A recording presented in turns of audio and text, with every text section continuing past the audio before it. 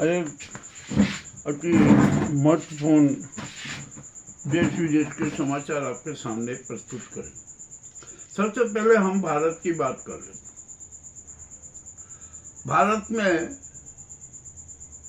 अजीबोगरीब स्थिति पैदा हो गई है। नाजी सरकार का आतंक चरम पर गए और इतना अत्याचार हो रहा है कि अंग्रेज भी शर्मा रहे हैं। उनको भी शर्म आ रही है कि अरे हमें ऐसा ही अत्याचार पहले कर देना था तो हम भारत में ही काबिज रहते। यह स्थिति बड़ी घातक हो गई है। अब दिल्ली में छात्रों का उग्र प्रदर्शन होगा और निश्चित होगा और उसको रोक पाना भी मुश्किल नहीं है। आज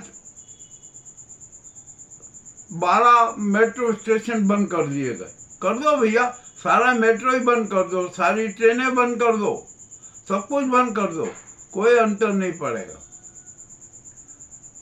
छात्रों का आंदोलन अब पूरे राष्ट्र में फैलता जा रहा है। आज 120 शहरों में प्रदर्शन हुए और इस प्रदर्शन से इस नाजी सरकार, स्वदेशी आतंकी गैंग की सरकार में भयंकर डर पैदा हो गया। अब ये क्या कर रहे हैं पता है आपको? कि छात्रों का आंदोलन कुचलने के लिए, छात्रों को अत्याचार का शिकार करने के लिए ये शातिर, दरिंदे और शिकारी सेना का साथ ले रहे। बंगाल से सेना बुला रहे हैं, जम्मू कश्मीर से सेना बुला रहे हैं और भी न जाने कितने प्रदेशों से सेना बुला लेंगे। जंतर मंतर को और दिल्ली को महासंघर्ष का मैदान बना रहे हैं। बनाइए, खूब बनाइए मैदान। हम तो कह रहे हैं कि और अति क्रूर अत्याचार कीजिए। जब दिया बुझने वाला होता है ना तो वो ज्यादा भपकता है। तो भपको, खूब भपको भाई। किसानों पर अत्याचार करो, सेवानिवृत्त फौजियों पर अत्याचार करो, छात्रों पर अत्याचार करो, किसानों पर अत्याचार करो, सब पर अत्याचार करो। इतना अत्याचार करो कि हद से ज्यादा। तो जो छात्रों का खून, किसानों का खून, सेवानिवृत्त सैनिकों का खून, जनता का खून, समाज सेवी का खून सड़कों पर बहेगा ना तो उसका परिणाम क्या होगा? नाजीवाद की शव यात्रा निकलेगी, स्वदेशी आतंकियों की शव यात्रा निकलेगी। ये किसी से छिपा नहीं है। और अब तो उनके ताबूत में अंतिम कील भी ठुक चुकी है। छात्रों के हाथ में, किसानों के हाथ में, सेवानिवृत्त फौजियों के हाथ में, जनता के हाथ में, समाज सेवियों के हाथ में इस नाजी गुजराती गैंग और स्वदेशी आतंकी सरकार के लिए कफन हाथ में। ये मैं कोई परिकल्पना नहीं कर रहा हूँ, जो हकीकत में घटित हो रहा है ना उसकी भी बात कर रहा हूँ। अबे मोदी जी तो बोल नहीं सकते। अब वो बोलेंगे कैसे भाई? वो तो विष्णु के अवतार हैं, नॉन बायोलॉजिकल है, स्वघोषित विश्व गुरु हैं, जुमलों के गुरु हैं, इवेंट गुरु हैं, और न जाने काय के गुरु है। तो वे कुछ भी बोलकर अपनी गरिमा गिराएंगे क्या? अब वो बोले अरे राम मंदिर के उस पे लेके कि महापाप हो गया, घोर पाप हो गया। मरे घोर पाप करवाने का श्रेय भी तो आपके खाते में है। राम मंदिर ट्रस्ट किसने बनाया? उसमें कितने न्यासी आपने बनाए? भाजपा के कितने न्यासी, संघ के कितने न्यासी, बीप के कितने न्यासी?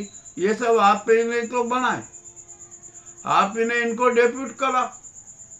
और आप बहाना बना लो कि हमने तो सुप्रीम कोर्ट के आदेश में ये ट्रस्ट गठन किया। आप वो आदेश बता दीजिए। सुप्रीम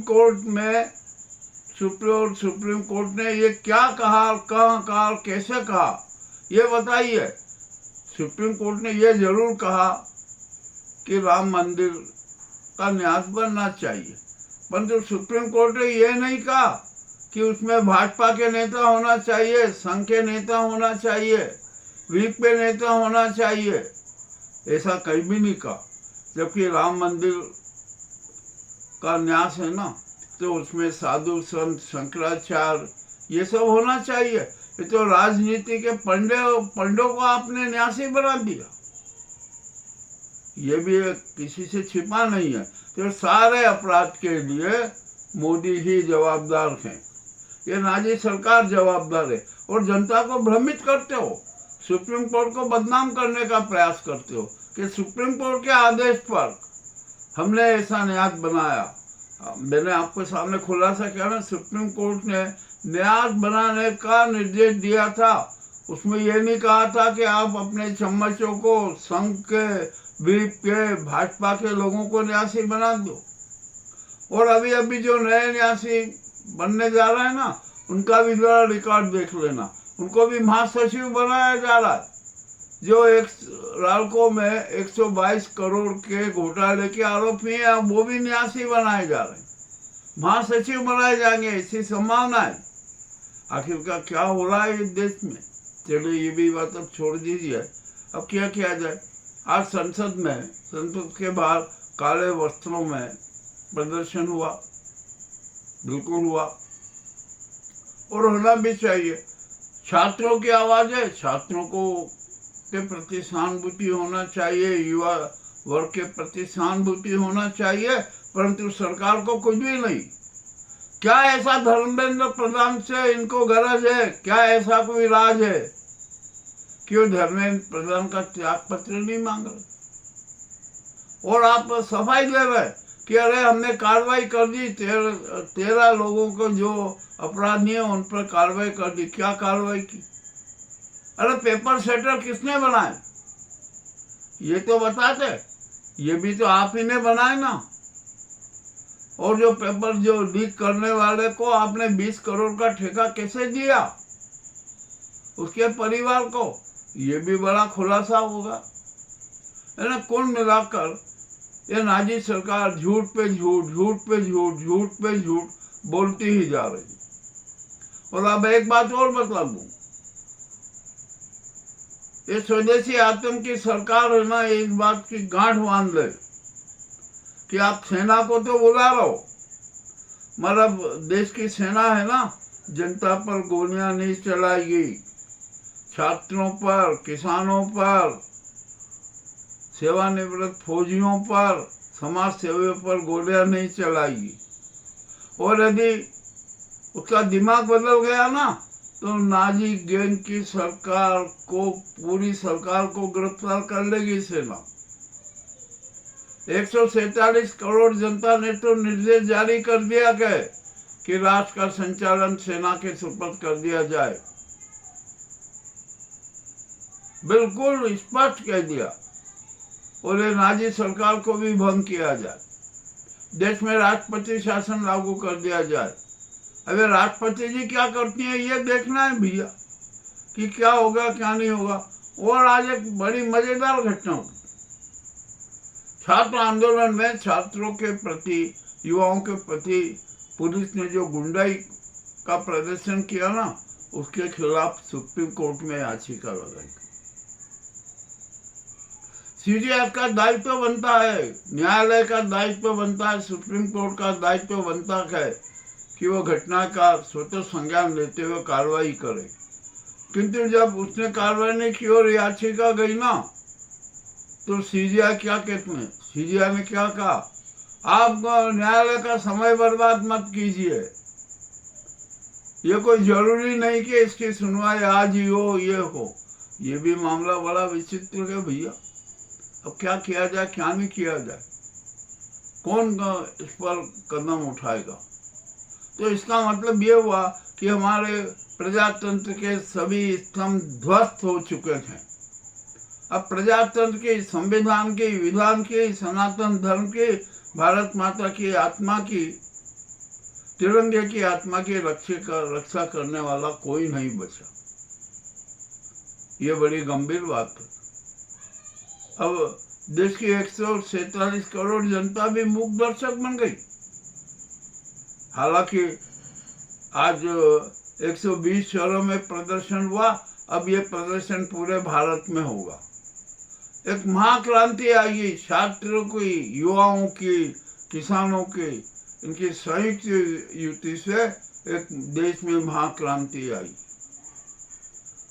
और वो महाक्रांति का परिणाम क्या आएगा ये भी आपको अग्रिम बता दूं। किस जो ये धूर्त, मक्कार, शातिर, शिकारी, दरिंदे जो नेता बने हुए हैं ना, मंत्री पद पर बैठे हुए हैं, इनका भी एक अंत होने का होगा। नाजीबाग की शव यात्रा निकलेगी, इसमें भी कोई शंका नहीं है। और आज की एक बात बताऊं, संसद में छात्र आंदोलन को लेकर और नीट को लेकर बवाल उठा, तो संसदीय कार्य मंत्री रिजिजू ने उठकर खड़े होकर कहा कि हम तो तैयार हैं चर्चा के लिए, पूरी बात के लिए तैयार हैं, मगर भैया आप 20 तारीख के बाद जब छात्रों का उग्र प्रदर्शन में जब हो, आपको पहले तो कुछ हुआ नहीं, कुछ भी नहीं बोले। ये भी एक बड़ी विचित्र बात है। तो यानी, और जब ये घटना का क्रम का सारा विवरण लोकसभा में हुआ ना, तो मोदी सदन छोड़कर भाग गए। अब भाग क्या गए, वो लोग कह रहे हैं कि वो फरार हो गए 2 विशेष गाड़ियों से जो हमेशा उनके साथ चलती है। ये भी मामला अपने आप में बड़ा विचित्र हो गया। तब आखिरकार देश की रक्षा का दायित्व किसके कंधों पर है? हम तो एक बात स्पष्ट जानते हैं और स्पष्ट कहते हैं कि देश की रक्षा का दायित्व अब 147 करोड़ जनता के हाथों में है और सेना के हाथों में। अब तो सेना को भी क्रांति करना पड़ेगी, सैनिक क्रांति हो जाएगी। अब देखते हैं कितनी यहाँ सेना और कितने प्रदेशों से बुला रहे हैं और वो सेना दिल्ली में क्या करेगी। और यदि सेना का दिमाग ही पलट गया ना, तो ये नाजी सरकार की ओर फजीयत हो जाएगी। मामला और भी बड़ा गंभीर होता जा रहा है, स्थितियां और ज्यादा गंभीर होती जा रही है। तो हमारे हिंदुस्तान के अस्तित्व को, भारत के अस्तित्व को, सनातन धर्म के अस्तित्व को, संविधान के अस्तित्व को हमेशा हमें नष्ट किया जा रहा है। उसकी क्रूर हत्या किए जाने का षड्यंत्र है। हमें नहीं चाहिए 130 संविधान संशोधन, देश की जनता को नहीं चाहिए 131वां संशोधन, मगर ये अड़ंग में कि नहीं करना है। और उसके लिए इन्होंने कितना बड़ा हार्स ट्रेडिंग किया, बिकाऊ घोड़े कितने हो गए, कितने दल तोड़े, कितने सांसदों को खरीदा, ये भी किसी से छिपा नहीं है। और मजेदारी की बात तो ये है कि जो लोकसभा अध्यक्ष है ना, उनको निष्पक्ष रहना था, परंतु नहीं, वो भी गुजराती गैंग के हार्स ट्रेडिंग के व्यापार में, सत्तावादी व्यापार में शरीक हो गए। अब क्या किया जाए भैया, जब यहाँ सभी तो बिकाऊ हो गए, सभी देश के दुश्मन हो गए, सभी देश के 147 नागरिकों के दुश्मन हो गए, सनातन धर्म के दुश्मन हो गए, तो क्या किया जाए? कौन रक्षा करेगा? एकमात्र सेना का है, सेना रक्षा करेगी देश की, ये तो बहुत स्पष्ट बात है। अब यहाँ पर मोहन भागवत भी बड़े विचलित हैं, उनको भी समझ में नहीं आ रहा है क्या क्या